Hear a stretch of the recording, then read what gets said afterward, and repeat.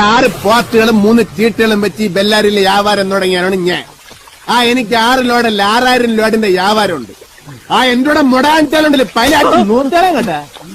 നീ എന്തിനു വിചാരിച്ച് ചെക്ക് പോസ്റ്റിലെ മൃഗ ഡോക്ടർക്ക് കായകൾ കൊടുത്ത് എന്റെ പോത്തുകൾക്ക് അന്തരാക്ഷാണെന്ന് വന്ന് കുത്തിവെച്ച് കൊന്ന ഞാൻ പെട്ടിയും മടം മുടക്കി കാശിക്ക് വന്ന് വിചാരിച്ച കള്ളൻ നിനക്ക് തെറ്റിയടേ.